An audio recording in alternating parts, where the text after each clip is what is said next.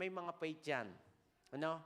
May mga different faith nga lang. Merong nananampalataya sa puno, sa hangin, may pananampalataya sa kaligtasan, may pananampalataya sa financial, may pananampalataya. Maraming mga pananampalataya meron tayo. At number 1, tayo narito ngayon dahil tayo nananampalataya na tayo diringgin ng Diyos. Say amen. Yan, dumami na. I think nasa around 10 na yung nagsabi ng amen. Hallelujah. Glory to God.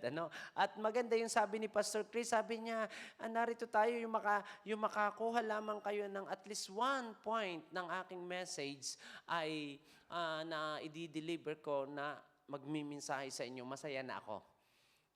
At biling meron tayong PowerPoint, meron tayong main point ako there. Meron akong 5 punto na dadalhin sa inyo about stepping by faith again. Mahalaga yung again. Kasi bakit? Kasi meron na tayong pananampalataya. Unang pananampalataya na ating natanggap ay ang pananampalataya ng kaligtasan. Because if you did not believe that God is save you, hindi mo mararanasan na narito ka ngayon. Hindi mo mararanasan ang pag-ibig ng Diyos, ang pagliligtas. Yun yung faith.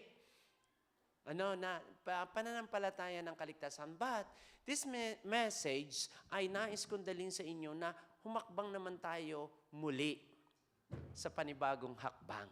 I remember last Sunday, nasa Piscara po kami, talagang Saturday pa lamang, pinipigilan kong talagang wag pumadyak. Dahil sabi ko, pero hindi ko napipigilan. Lagi ako napapapadyak. Every time merong Word of God, may enlightening na Word of God, talagang napapapadyak ako. And Saturday noon, and then Monday, ng umaga, hindi ko alam dahil sa kapapadyak kong ganyan, yung sapatos na favorite ko, na na binata pa ata ako na yun nung binili ko, pumutok pala. Naku, as in putok, as in wasak dito, yun dito. Pero ang Diyos talaga yung mabuti. Kaya sabi nga, pag kayo nagmimisyon, huwag kayong mabahala sa kakanin dadamitin. So nakita ni Pastor Tom, sabi ng wife niya, ibili mo si Pastor ng sapatos. So binili ako ng sapatos dahil kailangan, kailangan nandoon ako. So ang oras kakapiranggot na. So, nagmamadali kami. Pumakako yung mura lang. Yung doon lang tayo sa mumurahin. Ang budget ko lang ay around mga 20. Praise the Lord na yun pag may 50. Ayan. So, pumunta kami. Tinawagan namin, nagkataon sara. Bukas yung Jeyox. Sabi niya, Pastor, dito na lang, dito. Pumili ka na yung mo. Wow! Di pumili ako. Akala ko may 50% sale. Nung binayaran, 135 euro. Suot ko ngayon. Sabi ganun Ngayon, noong linggo, gusto kong sumigaw. Sabi ko, 135. 135. Nahirapan akong pumadyak. Hallelujah. Pinapatawa ko lang kayo. God is good. And all the time, tunay po na mabuti ang Diyos. At salamat po na ang inyong puso, ang inyong mindset ay matured na kapag wala si Pastor, kami ay nasa misyon. Thank God, napaka-successfully po ng mission na nangyari sa Piscara. Na-revive sila about worship. They learn about how to evangelize people. At first Saturday pa lamang, na nagturo ako ng evangelism, 3 kaluluwa na naligtas. At hindi lamang sila basta tinanggap ang Panginoon, and after that, may application. Sila agad ay pumunta ng church. Hallelujah. Amen? And there are a lot of revelation ng Diyos na ibinigay doong araw ng Sunday na yun. A lot of enlightening ng kanyang salita. At kung ang Diyos ay gumalaw noon sa Piscara, siya din ay Diyos nagagalaw dito ngayong araw na ito. Pero you need to step by faith again. Sabi mo, again. Ayan. So tayo po'y tumayo, tanda ng paggalang sa salita ng Diyos. Thank you, Holy Spirit. Thank you, Jesus. Amen. So makipagbukas po kayo sa akin sa Mark chapter 5. Mark chapter 5. And I know familiar ka po kayo sa mensaheng ito. I thank you sa music. I like it. Nakaka-lift up. So, verse 1 to the following verse. Kasi hanggang 18 ito, tingnan natin. And then, basahin natin kasi dito, nangusap agad ang Lord sa akin. Pagkaraan ito, pumunta si Jesus sa Jerusalem upang dumalo. John chapter 5, verse 1. Ayan, sorry. Thank you, media. Nakinurek nyo ako. Pero nandito ako sa sa John. Kasi alam kong nandyan lang yan eh. Okay? Magandang umaga po sa mga kapatid natin na nasa Facebook. I hope na this message also ay mag-impact sa iyong buhay. Pagkaraan ito, pumunta si Jesus sa Jerusalem upang dumalo sa isang piyesta ng mga Hudyo. Sa lungsod na ito, malapit sa pintuan ng tupa ay may malaking deposito ng tubig na may 5 portiko. Kung tatawagin sa wikang Hebreo ay Bethsaida. Nasa paligid nito ang maraming mga may sakit, mga bulag, mga pilay, mga paralitiko. Sabi dito, there is many sick waiting for moving the water. Ano sabi? Nasa paligid nito maraming mga may sakit, mga bulag, mga pilay, at mga paralitiko. May isang lalaki doon, ilan taon ito? 38 taon nang may sakit. God knows yung situation ng lalaking ito. 38 years na siyang may sakit. Nakita siya ni Jesus at alam niyang matagal nang may sakit ang lalaki. Kaya tinanong niya ito. Take note ha. Sabihin niyo sa word. When Jesus saw him laying there and learned that he had been in this condition for a long time. Kasi dito sa New King James, sinabi na 38 years na. Pero God knows. Kaya ngayong araw na ito, God knows ano yung situation mo. Hallelujah. Kahit na ilang taon yan, hindi nakakalimutan ng Diyos ang iyong sitwasyon. Sumagot ang may sakit, Ginoo, wala pong maglusong sa akin kapag gumalaw na ang tubig. Pupunta lamang ako, may nauna na sa akin. Sinabi sa kanya ni Jesus, tumayo ka. Buhatin mo ang iyong higaan at lumakad ka. And then verse 9, doon di gumaling ang lalaki, binuhat ang kanyang higaan at lumakad. Dakilang Diyos na makapangyarihan sa lahat. We give you glory for the message that we read. Bless your servant, O Lord God, and bless your people, enlightening your word, and allow Holy Spirit to move in the midst of us. Father God, empower me to share your word. In the name of our Lord Jesus Christ. Amen and amen. To God be all. Palakpakan po natin ang Panginoon as a sign of readiness. Nung nakatayo na kayo, ay ready na kayo sa pakikinig ng salita ng Diyos. Ready na kayo na i-lift up ng Diyos ang inyong pananampalataya. Another level, another step of faith again sa pananampalataya nyo ngayong umagang ito. Maaari kayo mga kapatid ay sumubok manampalataya. Nanampalataya kayo na ang Diyos ay magsusupply ng inyong pangangailangan. Nanampalataya kayo through prayer, dininig ng Diyos ang inyong mga hiling. Nanampalataya kayo na without Him we can do nothing. But after that we fail. After na tayo nananalangin parang walang epekto. Kaya mo pa kayang humakbang. At yan yung gagawin natin ngayon.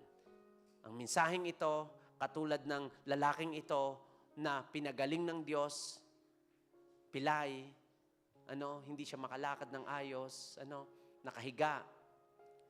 Ang context po nito, kailangan siya ay lumpo na probably dinadala lang siya doon at umaasa lang siya sa mga tao na pupwede na magdala sa kanya para maibang. According sa kanilang nakaugalian, kasabihan na kapag ginanaw yung tubig, ang unang makakitang kinanaw ng anghel, unang papasok doon ay unang gagaling. Unang hahakbang, siya ay unang gagaling. But itong problema, ang sabi ng lalaking ito, Panginoon, nung tinanong siya ng Panginoon, gusto mo bang gumaling? 38 years na. We do not know na 38 years siyang papunta-punta doon, walang nag-aano sa kanya. But ang sabi ng Bible, alam ng Panginoon, God knows na 38 years na siyang nasa ganong kalalagayan. Maari nga, kapatid ko, dahil ang mensaheng ito ngayong umagang ito ay mangungusap sa bawat isa sa atin, maari na ilang taong ka nang nasa kalalagayan mo, maaring ang pananampalataya mo'y nanghina, maaring ikaw ay hindi na makahakbang dahil sa mga sitwasyon na meron ka, maaring sumubok kang humakbang ngunit ikaw ay nabigo. But ngayong umagang ito, hallelujah, ikaw ay tutulungan ng salita ng Diyos upang humakbang na may pananampalataya. Hallelujah. Step by faith again. Hallelujah. So, makikita po natin dito sa mensaheng ito, because many believer is struggling with faith once. Sabi nga, maraming mga believer na nag-i-struggle sa unang pananampalataya. Meron yung mga tao na nag-i-struggle sa kanilang pangalawang pagsunod sa pananampalataya. Ano? We struggling faith again. Why? We believe God. We step out before. Talagang tayo, ang init natin sa pananampalataya. Lumalakad tayo. Minsan tayo pa yung malakas magsabi, kapatid, ang hina mo naman ng pananampalataya mo. Ano? Pero ngayon, dumating din sa time mo na ikay naging silensyo. Tahimik. Parang ayaw, hindi ka nahihirapan kang humakbang sa pananampalataya sa iyong buhay. Ngayong araw na ito, ngayong hapong ito, tuturuan tayo ng Diyos na humakbang. Maaring nahihirapan ka ng manalangin, nawalan ka na ng pag-asa. Maaring ikaw ay nanalangin pero walang pintuan na nabubuksan sa iyo o opportunity at ikaw ay nanghihina. Maaring ikaw ay sumubok sa but you fail. Maaring ikaw ay napapagod na. Ngayong umagang ito, kapatid ko, God is calling us to forward again. To step by faith again. Hallelujah. Nais ng Diyos na humakbang kang muli sa iyong pananampalataya. Hallelujah. So makikita po natin ang sinabing ito. Number 1, how to step by faith again. Titingnan natin, iisa-isahin natin ang sinasabi ng Biblia dito at ang mga illustration na nais kong dalhin. Number 1, faith often require a second step. Woo! Faith often require a second step. Ang pananampalataya, kadalasan ay nangangailangan o lagi nangangailangan ng ikalawang hakbang.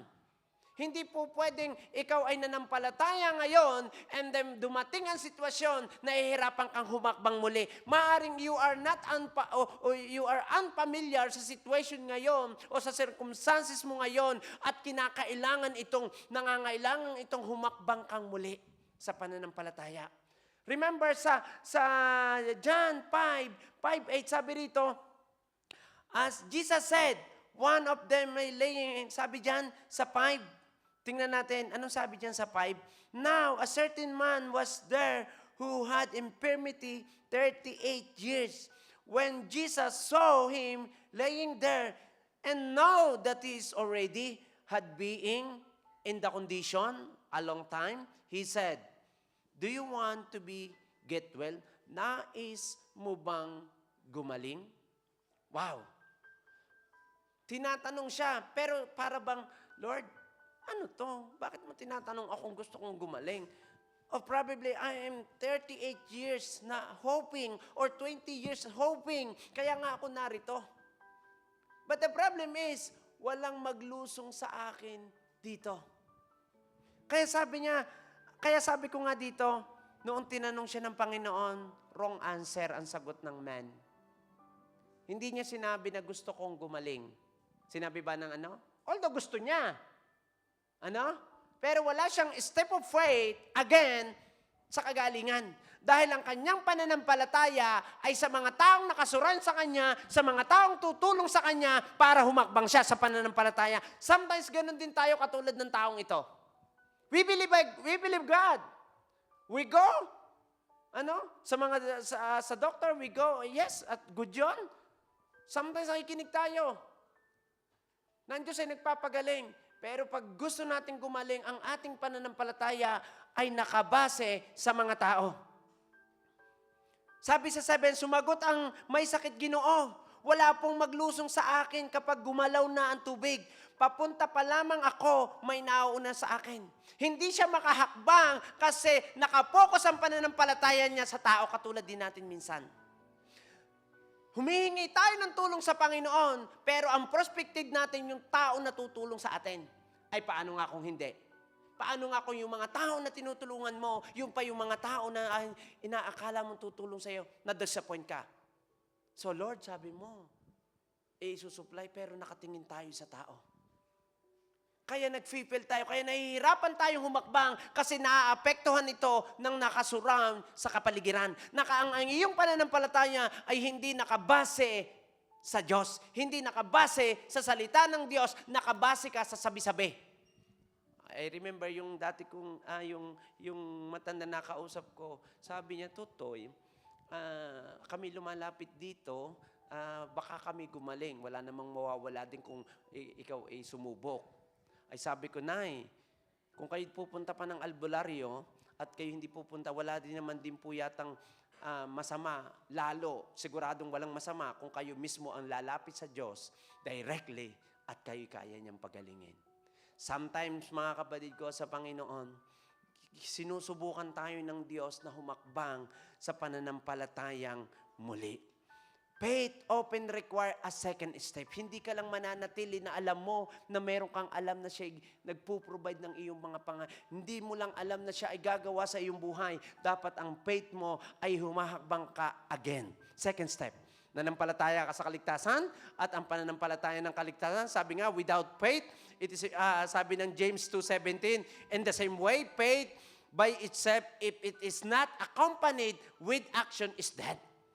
So, after ng kaligtasang iyong natanggap, study the Word of God, after na ikaw ay tinanggap mo si Kristo, dapat nakikita na yung impact sa iyong buhay. No? Hindi nanampalataya ang kaligtasan, dapat gumagawa ka ngayon ayon sa sinasabi ng Diyos. Kaya, step again. Hallelujah. When Jesus saw him, he know that he had 38 years na. And Jesus said, would you like to get well? And the man said, Lord, there is no man help me to put in the pool.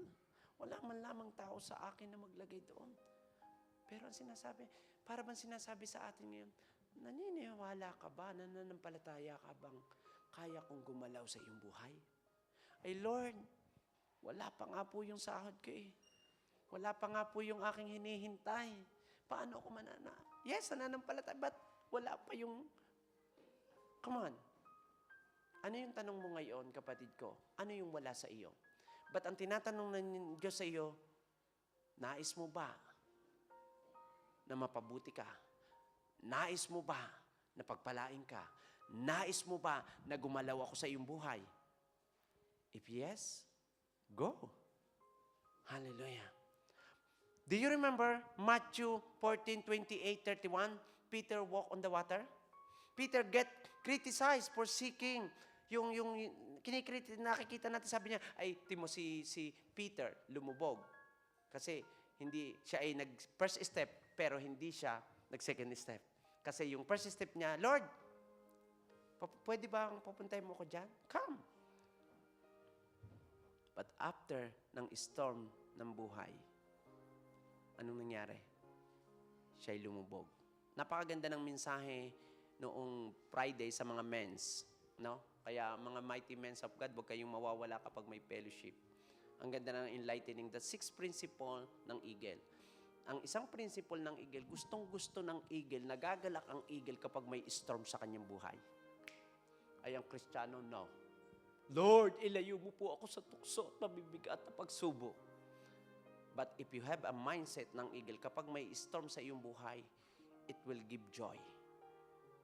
Sabi ng James, magalak ka kapag kayo nakakaranas ng pagsubok. Hallelujah. That's the principle of eagle. And the Lord telling us na tayo dapat maging mindset ng eagle.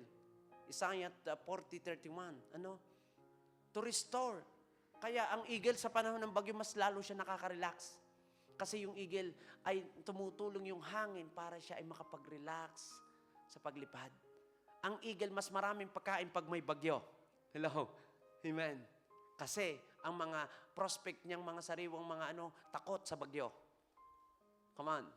Kaya nakakakain siya ng masasarap, mga sariwang Ang eagle, nagpa-fly high. Hindi siya naaapektuhan ng bagyo ng buhay. Katulad ni Peter, maaring nag-step by faith siya. And take note, siya lang yung doon sa mga disciple na nag-step by faith. Hello? He was the only one who stepped out. And Jesus did not shame him. Jesus cut him. Kung lumubog ka man sa iyong second step faith, hallelujah, naunawaan ka ng Diyos. Naunawaan ka ng Diyos. Naunawaan ka ng Diyos. At ang kamay ng Diyos ay hindi maiksi nung iniabot si Peter. Kapag nahihirapan ka ng humakbang, tuturuan ka ng Diyos na humakbang, kukunin ka para tumaas ang iyong. The only thing you need to come to Jesus. And I believe, hindi na nakahakbang si Peter, pero humakbang siya ng second step, third step, fourth step, nakasama ng Diyos. Nadala sa bangka. Kapatid ko sa Panginoon, faith often require a second step. Don't be afraid. Failure in faith does not disqualify you from the future faith. Ang pagkabigo sa pananampalataya ay hindi nag-alis sa iyo mula sa hinaharap na pananampalataya. Ang pagkabigo sa pananampalataya ang maglilid sa iyo para sumubok muli, tumingin, pumokos kay Lord at sabihin, Lord, I step by faith again. Do not fear. Hallelujah. God is not asking you to pretend that you never sing. God is asking, nakikita, God see you na ikaw minsan ay natatakot. Even I, natatakot din ako. But God is telling, He asks to us to step again. Step again. And this time, holding His hand. Katulad ni Peter, step by faith siya. Step again. Dinala siya ng Panginoon and hindi na pero hindi na nailagay sa Bible na kung paano nakabalik sa bangka si Peter. Brava. Sabi ni Sister Bea, kasi kasama na nang naglalakad ang Diyos dahil isinakay na siya ni Jesus doon sa boat. Hindi lamang, pero sa isang step, nakalakad siya dahil kasama niya ang Diyos. Matthew 14:30-31, but when he saw the wind, he was afraid in beginning and cried out, Lord, save me. Immediately, Jesus reached out his hand and cut him. Kapatid ko sa Panginoon, one step again. Yun ang one step ng iyong miracle sa araw na ito. Have faith. But this faith is one step of faith, katulad ni Peter. Why? Because when Jesus said, when he saw, he said, do you want to get well? Yung lalaking ito, may step of faith siya. Pero na-forget niya kung sino yung nagtatanong sa kanya, kung sino yung nagsasalita sa kanya. Sometimes we forget. We know that God will do miracle sa ating buhay, pero nakakalimutan na nating humakbang muli. Katulad ng lalaking ito, anong sinabi niya? Halip na, yes Lord, gusto ko. O Ginoo, gusto ko. Pero sabi niya, Lord, wala naman sa akin tumulong. Yung inaasahan kong tinulungan ko, hindi naman tumulong. Lord, wala nga ako. Paano wala nga ako? Paano yun? Imposible. Yun nga ang problema. Dahil imposible, ayaw mo nang humakbang. Take note. Number 1 pa lang to, point ko. Pero nakita ko na, ang lalaki ba tinulungan ni Jesus? Tingnan natin. Pumunta nga tayo sa verse 6, verse 7. Verse 7, Sir, the invalid reply, I have no one to help me into the pool when the water is stirred. While I am trying to get in, someone else goes down ahead of me. Sabi nga, pag ako'y sumubok, meron nang nauna sa akin. Naku, parang ang hirap, Ay, pero sabi ni Jesus sa verse 8, then Jesus said to him, get up, pick up your mat and walk. Ha? Lumpo nga. Sinabihan ni Jesus, pick up your mat and walk. Baka sabi, Lord, tapos na. May nakalusong na. Wala na sa akin. Isa lang ang kailangan. Dito sa context, hindi niya kilala si Jesus na siya si Jesus. Ang kilala niya, tao lang ito. Natutulong sa kanya. Ay, pero ang sabi niya, get up. Lord, hindi mo ko tutulungan. Take up your mat. Sometimes, ito yung problema. Nananampalataya tayo, pero ayaw nating humakbang. Kasi gusto lagi natin may katulong. Pero ang gusto pala ng Diyos, humakbang ka na may pananampala without anybody. Kasi as a sign of your faith. The second thing na natin makikita dito, sight will always argue against faith. Palaging nagtatalo yan. Naapektahan tayo ng ating paningin, pero yung ating mga paningin, natural, ay laban sa pananampalataya. Because faith, lagay uli natin, laging remind sa inyo pag sinabing faith, Hebreo chapter 11:1. Ilagay natin, tingnan natin. Kasi, lagi lang nating nababasa, pero ano nga ba ang sinasabi? Now, sabi mo, ngayon na yun. Hindi bukas. Kaya sabi ng Lord sa'yo, now, take up your mat, o bed, and walk. Yun yung faith. Faith is confidence. Ito yung maganda lang sa lalaki. Hindi na siya nag-alinlangan. Wala na siyang Sige, okay, tumayo siya. Kinuha niya yung kanyang higaan at siya'y lumakad. Hallelujah. One word, o 2 word, o 3 word, isang salita ng Diyos sa kanya, pinaniwalaan niya. At siya'y nakalakad. Because the word, meron siyang confidence. And what we hope, kasi yun lang ang pag-asa niya. Tinayuan ng Diyos yung pag-asa niya, may isang taong tutulong sa kanya o magdadala sa kanya. Isang pananampalataya, isang hakbang mo kung ikaw ay naranasan mo ng humakbang, hakbang again. Hakbang again. Katulad ng lalaking ito. Kasi sabi niya, ito yung pag-asa ko tao. Pero hakbang. For what in assurance about what we do not see. Kaya sabi ko din, sabi ng point, sign will always argue against faith. Sometimes, pag gusto mong humakbang, naaapektuhan ka ng mga nakikita mo.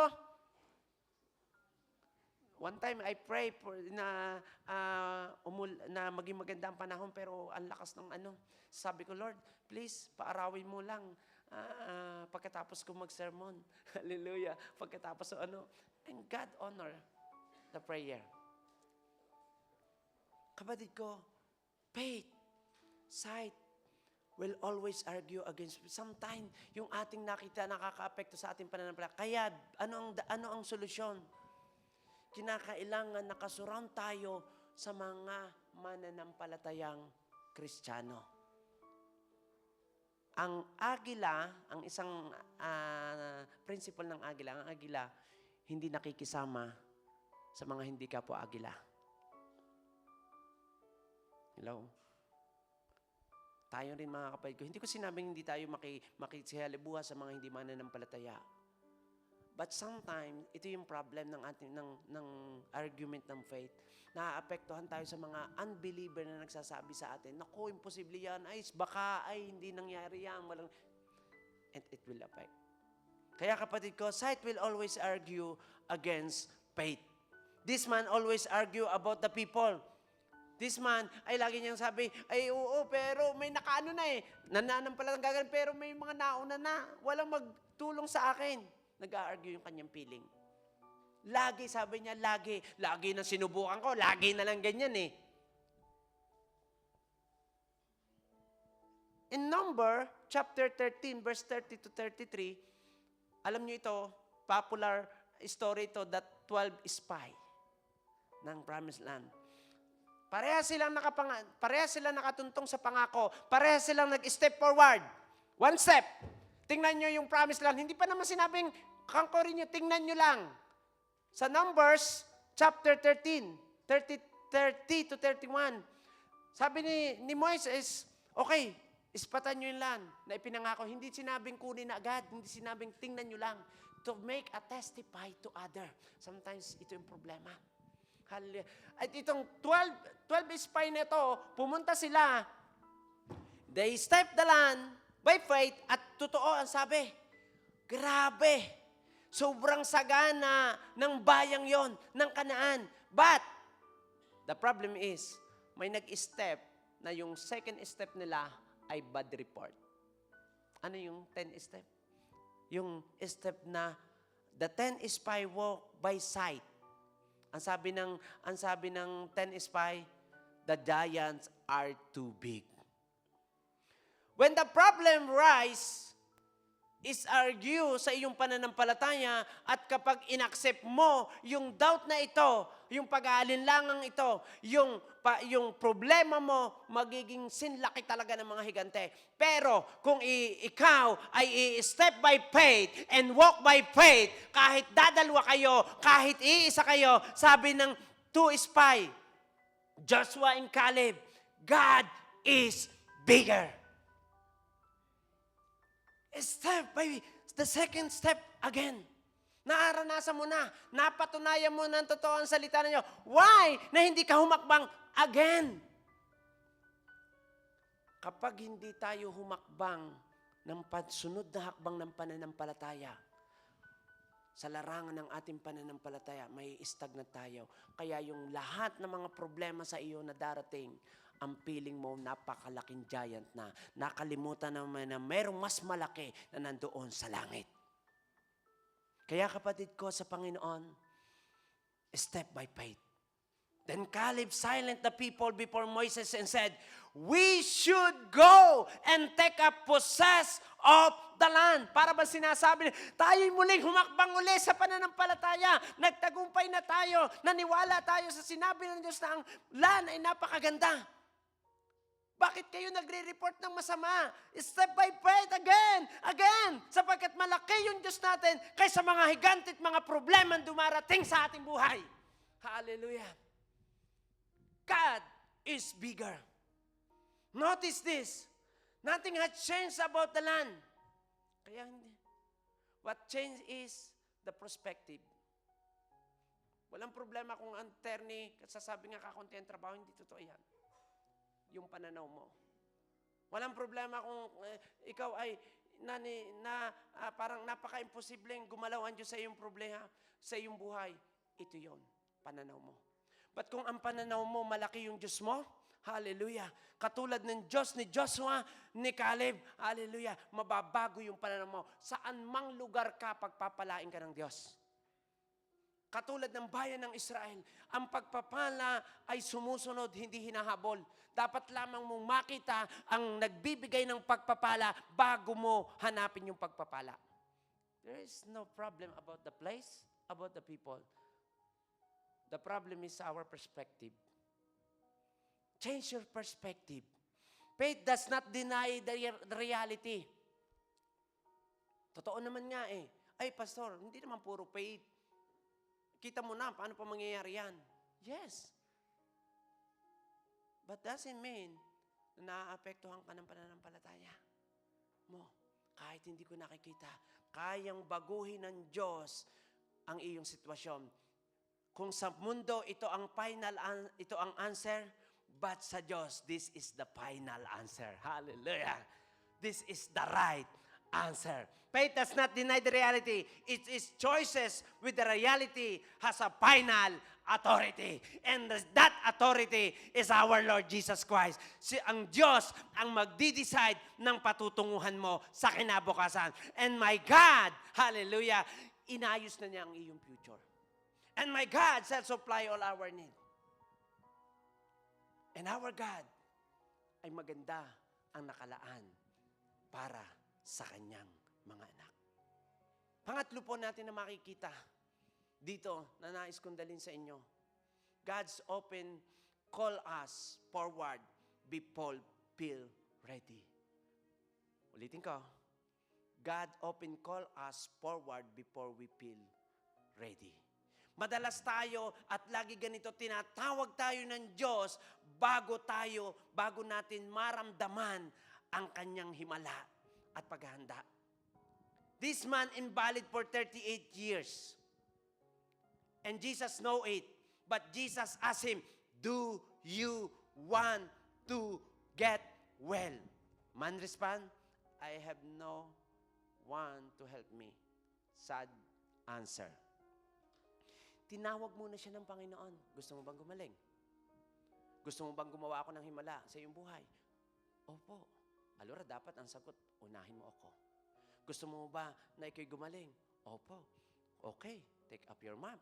Huwag mong hintayin ang aking kamay para abutin ka.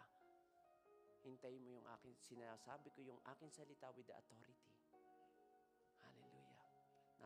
Napalakas yung authority ko sa kanang Jinky at Brother Richard. Sabi ko, nako, ay lahat naglabasan. Sabi ko, 12 pa kayo makakauwi. Sabi ni Chid kanina, ako, anong oras kayo? 12 nga, Pastor. Kasi sabi mo eh.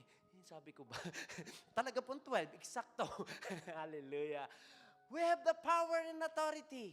Kapatid ko sa Panginoon, si Joy, noong kami nandoon sa loob, hindi niya maigalaw yung kanyang paa talagang kanan. Tapos itong kamay. So sabi ko, hindi mo ba talaga maigalaw kahit yung daliri mo hindi? Sa aking mind, nag-a-argue, siguradong bali. Bago sabi pa niya, Pastor, hawakan mo, may bumubukol dito. Sa aking mind, buto. At that's hindi maitatangging reality. Bali ang kamay, hindi din maano. Sa aking mind, putol. But that, my perspective is not the final answer. My perspective is, God can heal Joy. And I start to pray. Pero talagang hindi maigalaw ni Joy yung kanyang paa. At kung ako talaga, kitang-kita ko na talagang iba yung pagkabuntog niya dito. Papaganon, parang may bat. But I pray, and to God be all the glory, ang Diyos ay gumalaw. And take note, nilagyan lamang si Joy na yung samento. Hindi samento yun eh. Semento. Oo. Dahil nabugbog para lang gumaling. Yung paa niya ang inaalala niya, si Joy po ay nakakalakad. Wala bang palakpakan sa Panginoon? Si April ay isa palang patotoo kung gaano hinawakan siya ng Panginoon. Sabi ko nga kay kay Aprilin, anak, ba't hindi mo kinain yung bato at sinabi mong darna para natanggal yung bago sabi ko, kaya pala hindi mo nakuha yung bato kasi sakal siya ng seatbelt. Hindi siya nakatawag ng darna. Joke lang po yun. But God is a God of miracle. Kapatid ko sa Panginoon, sometimes, naaapektuhan tayo ng ating mga nakikita at ito lagi in contrary sa ating isipan. But if you step by faith katulad ng 2 spies nito na tumayo, imagine mo, may 2 tumayo sa pananampalataya para makonquer yung land. Nakapunta sila. Yung pananampalataya mo, kapatid ko, ngayong araw na ito, maaaring makapagpabago ng buhay mo, ng pamilya mo, at ng bayang pinapalooban mo. Ikaw ay pagpapala sa maraming bansa. Step by faith again. Step by faith. Notice this. Nothing had changed about the land. What changed was perspective. Faith does not deny reality. It choice with a reality has a final authority. Number 3, God often call us forward before we feel ready. Ang lalaking ito, tinawag siya.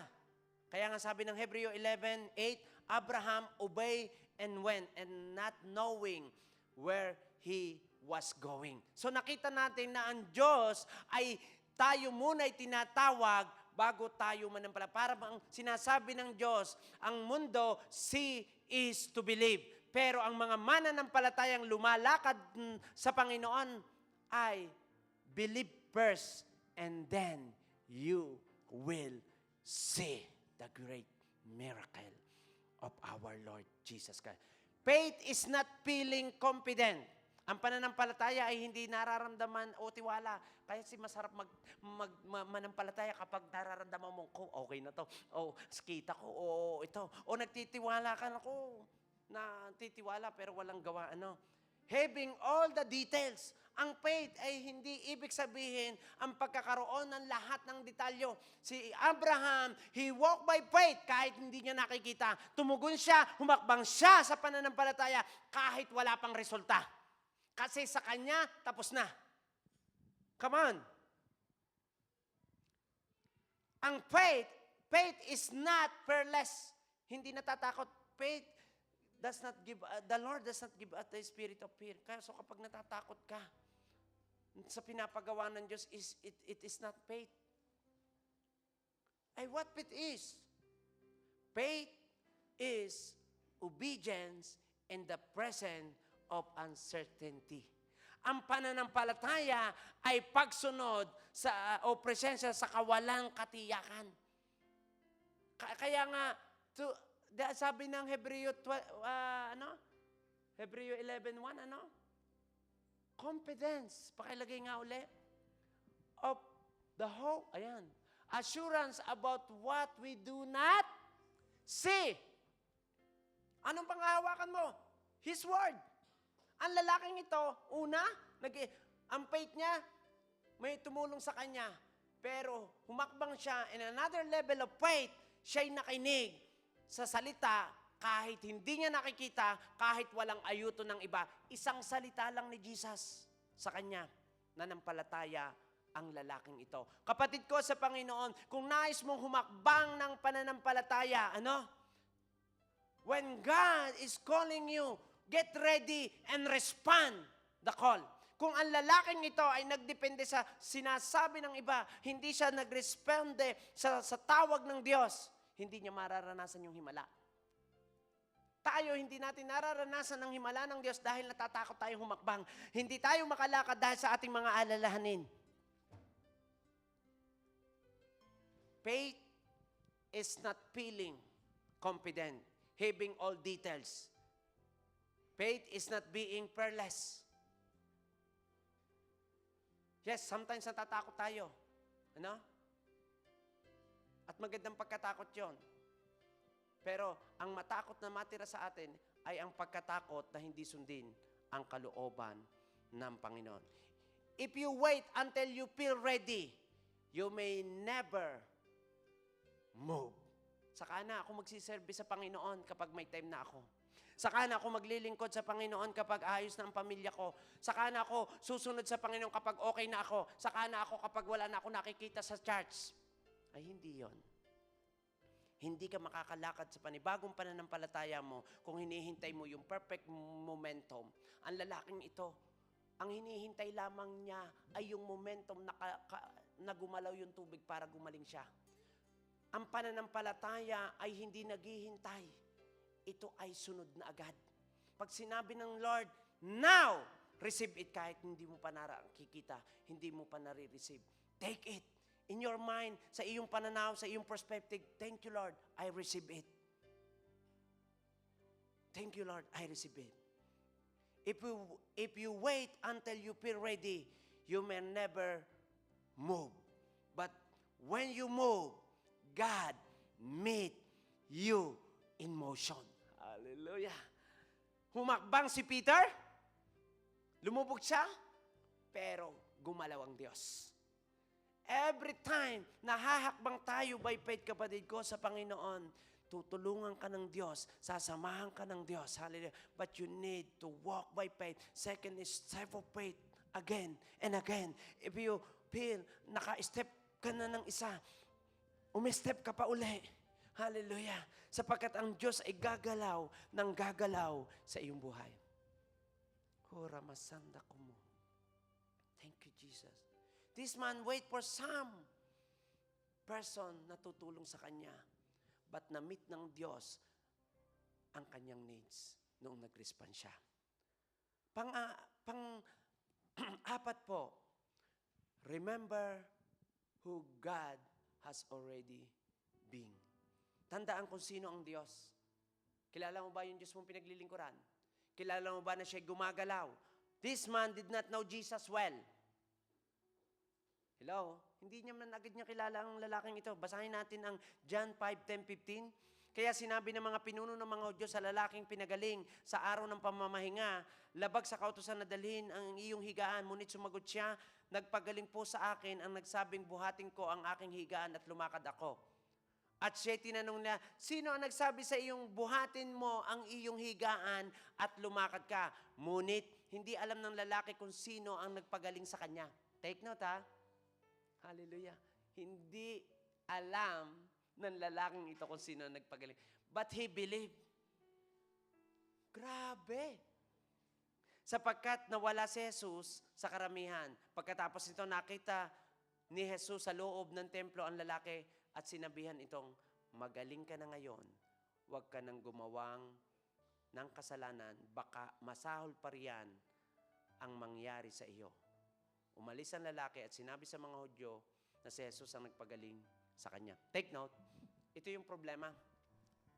Na-receive natin ang kagalingan, na-receive natin ang himala ng Diyos, ang pagpapala ng Diyos, we step by faith.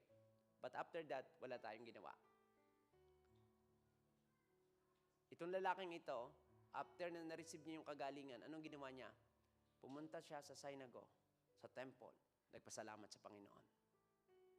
Kahit hindi pa niya kilala, basta isa ang sinabi niya, may isang lalaki na nagpagaling sa akin.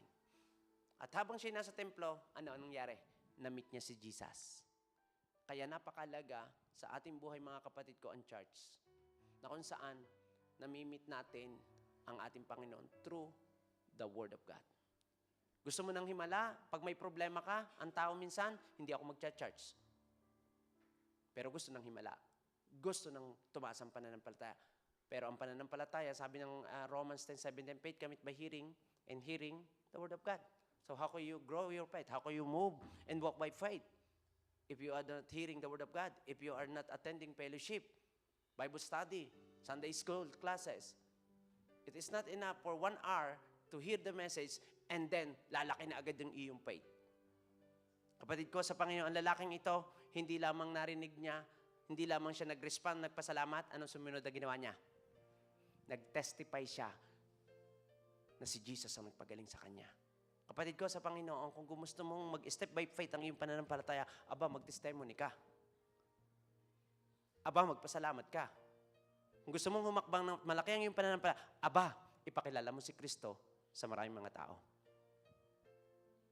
You can do it. The only thing is, step by faith. Yung iyong testimony ay isang malaking testimonya sa maraming mga tao. Testify. Hallelujah. When faith feel weak, look forward before you look. Look backward before you look forward. Ulitin ko. When faith feel weak, look backward. Kung nanghihina na yung iyong pananampalataya, tingnan mo yung unang ginawa ng Diyos sa iyong buhay. Ang daming mga testimony niyo nung mga una. Bago mo tingnan yung sa susunod. Kung ang Diyos ay gumalaw kay sister, kay brother, gagalaw din ang Diyos sa iyo. Because God is the same God na gagalaw sa buhay ng maraming mga. Malakay 3:6, for I am the Lord, I change not. So tingnan mo yung nakaraan noong ginawa ng Diyos upang makahakbang ka sa panibago. Bago ka humakbang sa pangalawang hakbang, pangatlong hakbang, panlimang hakbang. Kasi siya rin yung Diyos na gumalaw noon. Siya yung Jesus is the same yesterday, today, and forever. Hebreo 13:8. So the same God na gumawa sa iyo noon, na iniangat ka noon, is the same God na nagagalaw at gagalaw sa buhay mo ngayon. Hallelujah. To God be all the glory. The same God who carry you then has not changed now. Hindi siya nagbabago. Siya yung Diyos noon, ngayon, at magpakaiman. Let yesterday deliverance full fuel today obedience. Let your yesterday deliverance fuel today obedience. Itong hayaan mo, itong nakaraan mo, itong noong ginalaw ang maglalagay sa iyo ng fuel, magpapalakas. Yung kahapon mo para sa panibagong paghakbang mo sa pananampalataya mo kay Kristo. Oh God. And the last, before we take the Holy Communion, faith begin with one obedience step. Faith begin with one obedience step. Ang pananampalataya nagsisimula sa isang masunuring na hakbang.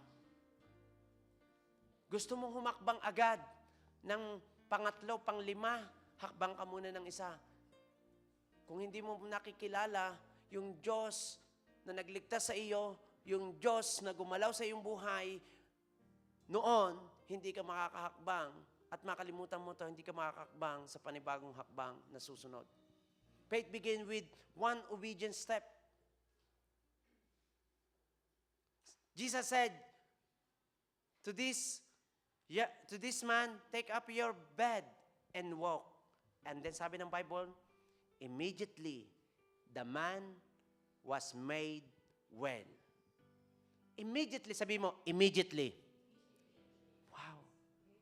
So, sino ngayon dito na nais humakbang ng panibagong hakbang ng pananampalataya? Again. Amen. Hallelujah. Obedience. Faith begin with one step of obedience. Sabi doon, immediately, the man must went well. Proverbs 3:5-8, faith does not mean you see the whole staircase. It means you trust God with the next step. Ang pananampalataya hindi kahulugan na nakita mo na ang buong daanan. I remember yung illustration ng kandila ng lampada na nagdadala sa naglalakad ka patungo sa madilim na daan. Ang lampada sinong nakaranas ng maglakad sa madilim na daan? Sinong nakalakad ng napakantak at natatakot ka? Kasama natin ng Diyos. Sometimes, ganito po ang faith. Katulad ng isang sulo. Habang lumalakad tayo sa madilim na daan, we do not know kung ano yung ating mga daranan dahil madilim. This 2026, natapos ang January, second month na ngayon, ng February na ngayon, first Sunday, lalakad tayo, hakbang tayo. Hindi natin alam. Pero dahil merong light, naliliwanagan yung bawat daan na ating pupuntahan. Kapatid ko sa Panginoon, hindi idinidetail ng Diyos ang maaaring mangyari sa mga hinaharap. Hindi lahat. Pero kung ikaw ay lumalakad ng may pananampalataya ng pagsunod at si Kristo yung magiging ilaw ng buhay mo, tiyak, the next step prayer will answer. The next step of faith mo, sasabihin mo, yes, Lord. Yes, Lord. Yes, yes, Lord. Yes, Lord. Yes, Lord. Yes, yes, Lord. And when you step again, you say, act of obedience. Yes, Lord. Yes, Lord. Yes, yes, Lord. God revealed the full plan. He revealed Himself. Sabi nga, bihirang ihayag o hindi agad detail na inihahayag niya sa buong plano niya. Sinasabi niya, but yung details ng mangyayari hindi detalyong-detalyo. But if you trust God, ipinapahayag niya sa atin ngayon na tayo ay humakbang. To close, stepping by faith again doesn't mean you were weak. Sometimes stepping by faith again does not mean you're weak. It means you still listening. Ang paghakbang muli sa pamamagitan ng pananampalataya ay hindi nangangahulugan na ikaw ay mahina. Ibig sabihin, nakikinig ka pa rin sa Kanya. How many of us right now nahahakbang ngayong araw na ito sa pananampalataya? Tanda na ikaw ay nakikinig sa Diyos. Taking a step of faith, again, doesn't mean that God does not know your situation. But He wants you to take a step along with Him. Not depending your own strength, but together with our Lord Jesus Christ's strength. Kaya hakbang lang kapatid ko, God does not disappoint that you are hesitant. Oh, maaring ikaw ay, ang iniisip mo, Lord, ayoko nang sumubok. Ayoko nang sumubok. Nag-aalinlangan na ako. Maaring ikaw ay natigilan sa mga sitwasyon. But ngayong araw na ito, sinasabi ng Diyos sa iyo, anak, hakbang ka again. Sasamahan kita. He is patient and He is calling us to go forward. Step again, not because you are sure, but because He is faithful. Step again, not because you are sure, but because you are faithful. Stepping by faith again, faith often require a second step. Faith often requires sign will always, remember, sign will always argue against faith, and God often call us forward before we feel ready. Remember who God has already being. He is the same yesterday, today, and forever. And faith begin with one step. Obedience faith. Tayo po'y tumayo sa Panginoon. Hallelujah. Stepping by faith again doesn't mean you're weak. It means you are still listening. Taking a step of faith again doesn't mean that God does not know your situation, but He wants you to take a step along with Him, not depending of what other say. Tayo po yumuko sa Panginoon. Panginoon, hallelujah. Narito kami. We are not perfect. Sometimes we fail.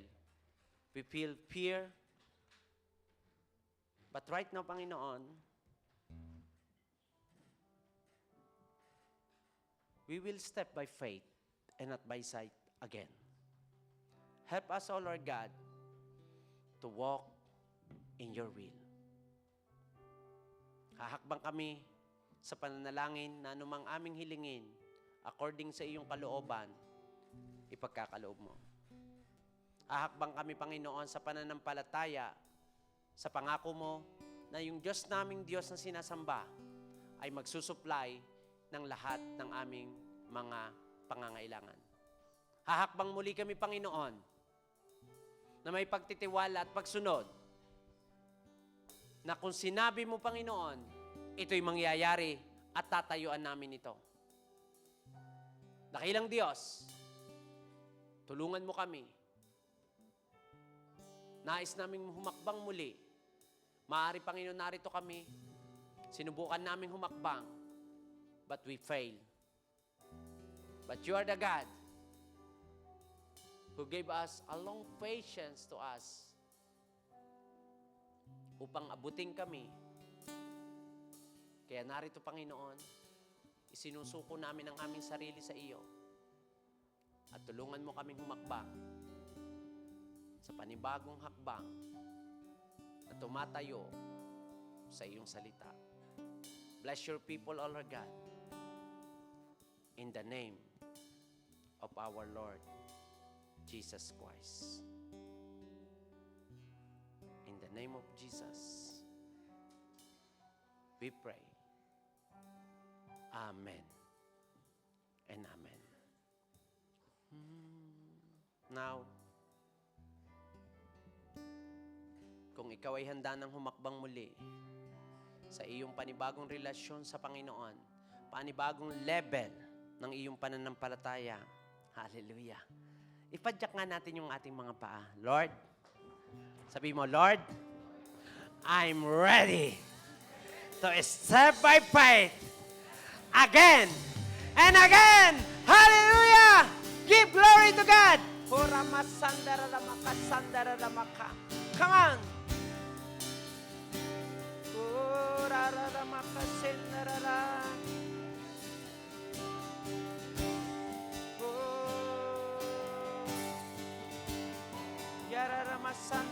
ako.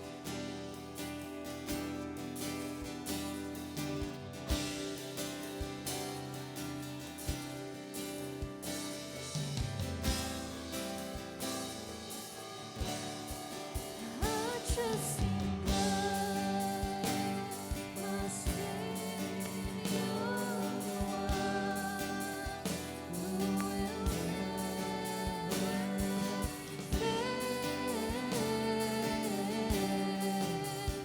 He will never fail. I trust in God, my Savior, the one who will never fail. He will never fail.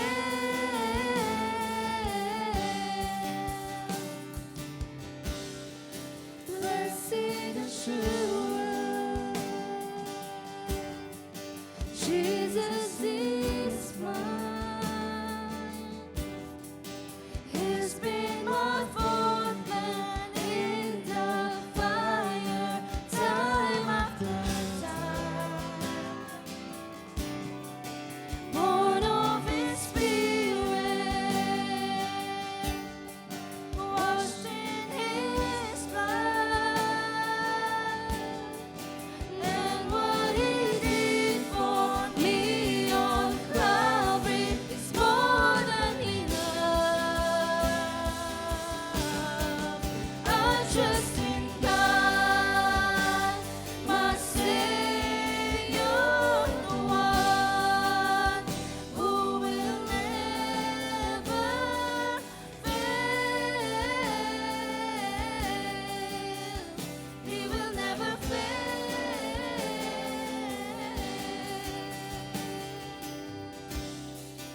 Perfect submission,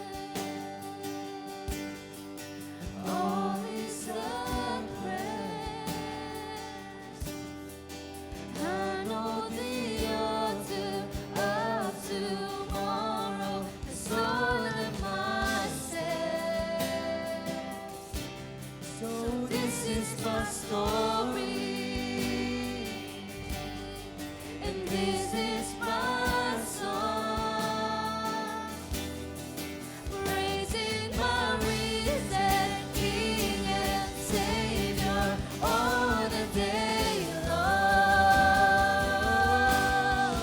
I trust in God, my Savior, the one who will never fail.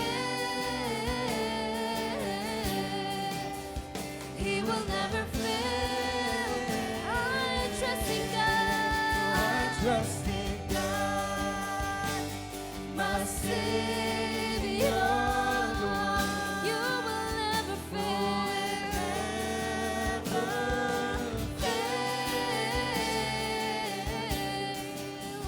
He will never fail.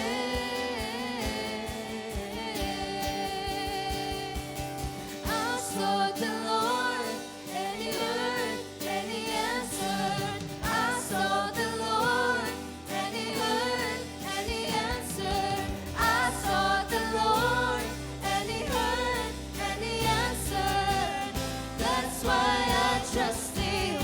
That's why I trust Him. I sought the Lord, and He heard, and He answered. I sought the Lord, and He heard, and He answered.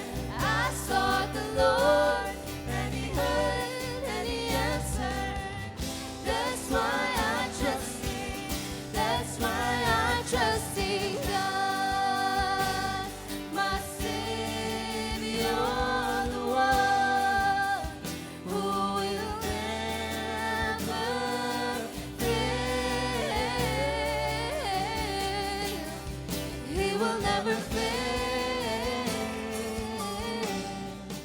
I trust in God, Hallelujah. my Savior, the one who will never fail.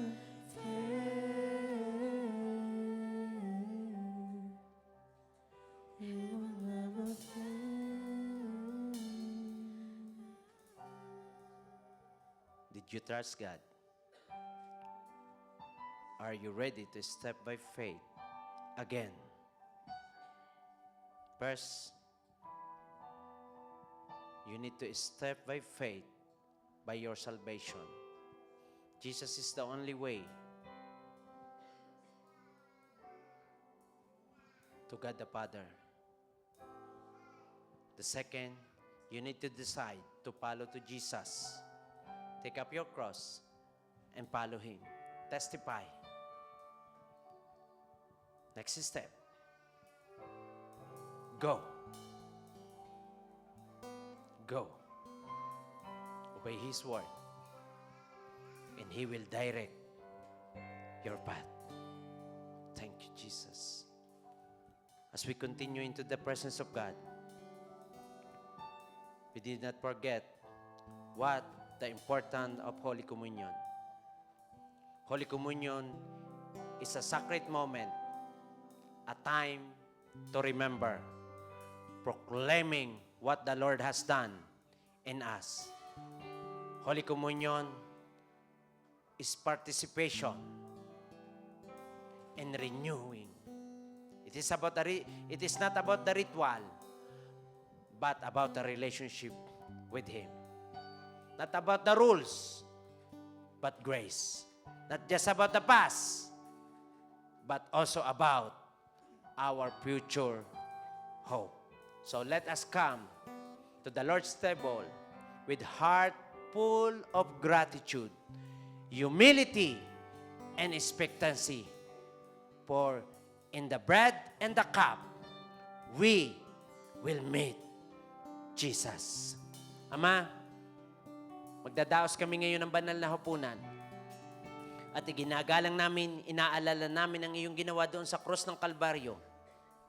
At ipinapahayag namin ang iyong pag-ibig, ang iyong ginawa doon sa krus ng Kalbaryo, kung paano mo ibinigay ang iyong buhay para sa amin. At tanggapin namin ang banal na hapunan, tanda ng aming participation at pag-asa sa muli mong pagparito. I-renew mo ang aming spiritual relationship to you right now, O God. And allow us to forgive our sin so that we can participate the Holy Communion. We give you glory. We give you honor. And we give you praise. So, ang gagawin po natin sa banal na hapunan, as the message na nangusap sa atin, we step again. Pupunta po tayo rito and then commit your next level of faith sa ating Panginoon and receive your blessing, healing, and renewing your spiritual relationship with the Lord. The bread, we will pray, Pastor Chris. And yung saro represents the blood of Jesus. Pastor Bailon, we will pray. So, mauna muna po. Naitaas natin ang tinapay. And then, pagkatapos pong maipanalangin ang tinapay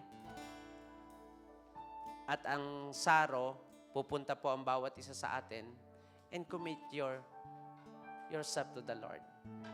And believing God's promise that He will heal you, He will bless you. Hallelujah. Okay? So, Pastor Chris, we will lead to pray for bread. Hallelujah. Panginoon, tinatas namin ang saro, ang tinapay na ito, Panginoon, Lord God. Tunay nga pa, Lord God, katulad, Lord, ng message about faith. We have, Lord God, to be mature and increase our faith. At katulad, Lord God, na pag-apply namin, Panginoon, sa pagtanggap ng tinapay, it is by faith. Sapagkat ito, Lord, ay isa lamang representative na ginawa mo sa krus ng Kalbaryo, Panginoon. It is not the real thing, but by faith, Lord God. Kami, Lord God, ay tinatas namin ito, Panginoon. Nagsisilbo ng iyong katawan, Panginoon. And by faith, Lord God, sa pagtanggap nito namin ito, Lord God, malilinis lahat, Lord God, ng aming mga sakit, Panginoon. Gagaling kami, Panginoon. Magkakaroon ng kalakasan, Panginoon.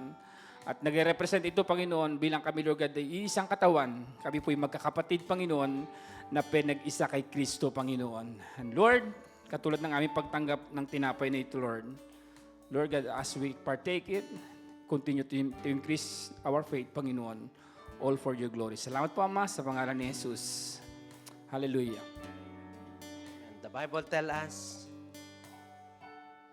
sapagkat ito ang turo na tinanggap ko mula sa Panginoon at ibinigay ko naman sa inyo noong gabing siya ipagkanulo, ang Panginoong Hesus ay dumampot ng tinapay, nagpasalamat at pinagpira-pira sa iyon at sinabi, ito ang aking katawang inihahandog para sa inyo, gawin niyo ito bilang pag-alala sa akin.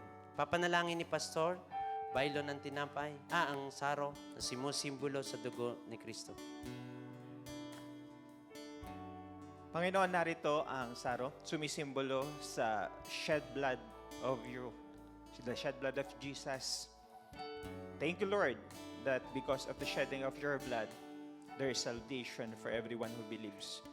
Ngayon, by faith, Panginoon Lord, tulad na mensahe, pupunta kami dito, tatanggap kami ng elemento, ang tinapay, ang saro, Panginoon Lord, at alalahanin namin ang ginawa mong sakripisyo sa amin. At once again, Panginoon Lord, as we receive these elements, O God, you patatagin mo, Panginoon, at palakasin ang aming pananampalataya once again. For your glory alone, in Jesus' name. Amen. Matapos maghapunan, dumampot siya ng kopa at sinabi, ang kopang ito ang bagong tipan na pinagtibay ng aking dugo. Tuwing iinumin niyo ito, gawin niyo ito bilang pag-alala sa akin, sapagkat sa tuwing kakain kayo ng tinapay na ito at iinom sa kopang ito, ipinapahayag ninyo ang kamatayan ng Panginoon hanggang sa muli niyang pagparito. Panginoon, nabasa ng iyong salita. Naunawaan namin, Panginoon, ang mga simbolo ng tinapay at saro. Humingi na kami ng kapatawaran sa aming mga nagawang kasalanan. Kaya naman, Panginoon, pakalinisin mo kami. And right now, hahakbang ang aming mga kapatid sa pananampalataya muli. Anumang klase ito, Panginoon, ayon sa iyong salita, ito'y iyong tutuparin. So bless your people as we partake the Lord's Supper. Open na po ang altar and then take the bread and sorrow and make a communion to the Lord and then kainin at inumin niyo po habang ang worship ay umaawit sa Panginoon. So come forward, brother and sister. Make a communion to the presence of our Lord Jesus Christ. Lord, you search me. You know my way.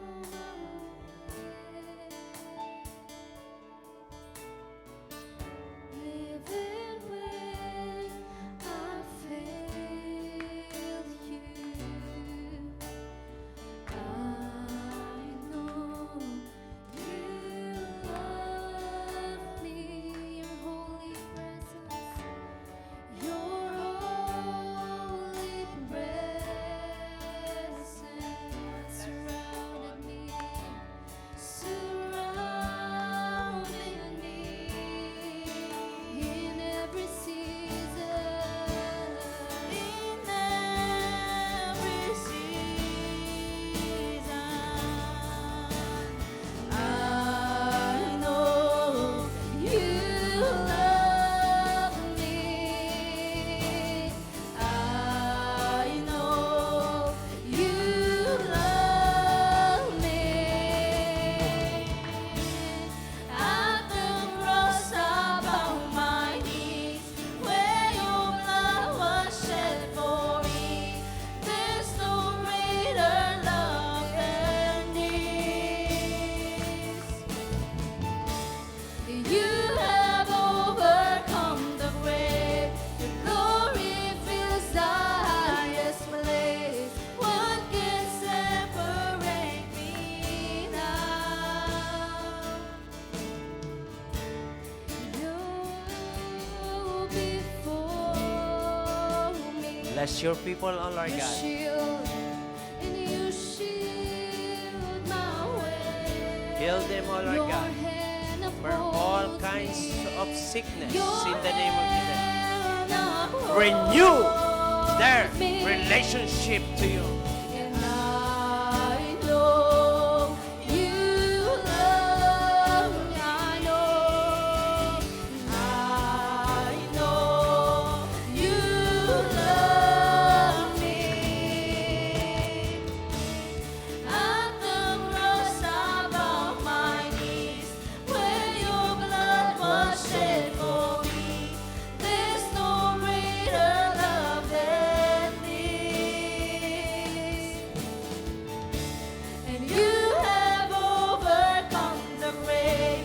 Your glory fills the highest place. What can separate me now? You tore the veil. You made a way. When you said that it is done, you tore the veil. Oh yes, Lord. You made a way. Salamat, Panginoon, na makakalapit kami sa trono ng iyong biyaya. That it is Through the cross, you said, it is you finished. tore the veil. Thank you for your presence. When you said that it is done. At the cross Oh, I God. found my Hear knees, their prayer. where your blood was shed They say, I for prayed again. There's no greater love than They renew their commitment to you right now. Bless your people. you have overcome the grave.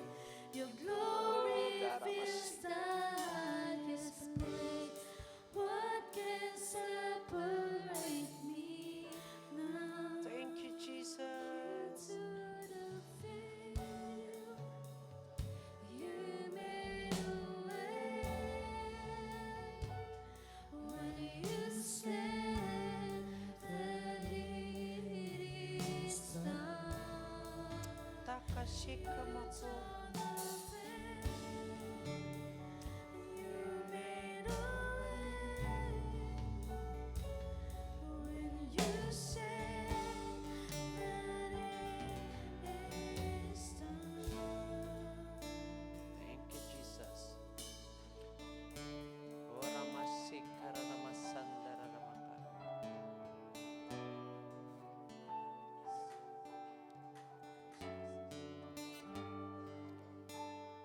Chikara masandara na makusundaro mako.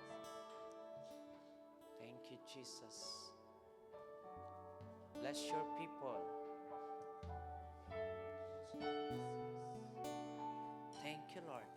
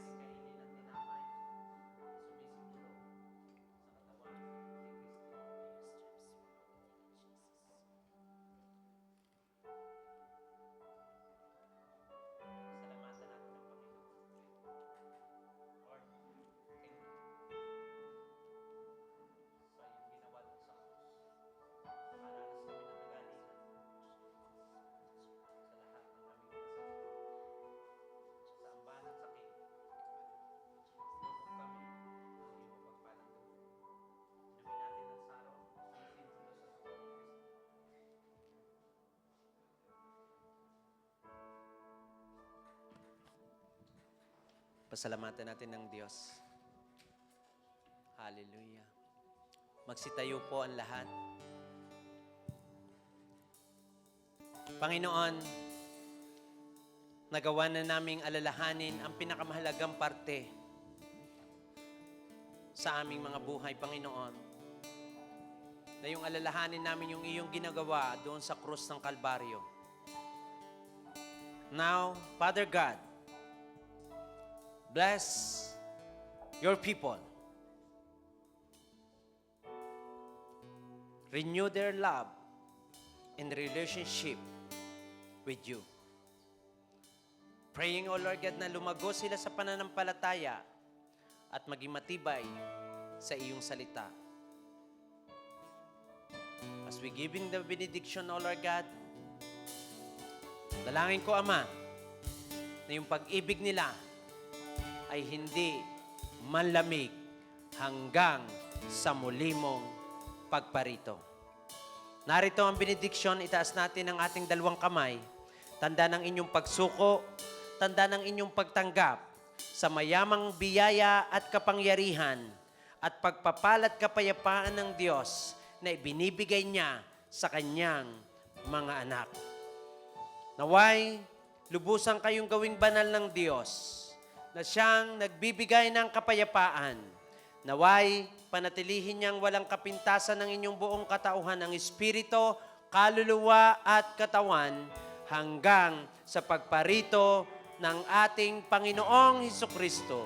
Tapat ang tumawag sa inyo at gagawin niya sa inyo ang mga bagay na ito sa pangalan ng Ama, ng Anak, at ng Banal na Santong Espiritu. Sa pangalan ni Jesus, ang bayan ng Diyos ay magsabi ng Amen, and to God be all the glory. Hallelujah! Sabihin mo muna before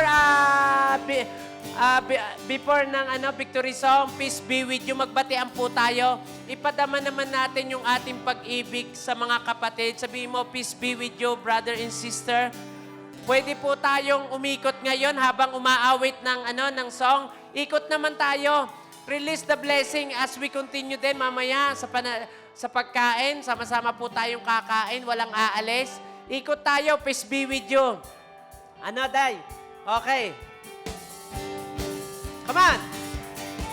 Ikot po tayo and say, peace be with you. Yours is the kingdom and the power. Peace be with you, peace be with you. Forever. Ikot tayo, ikot.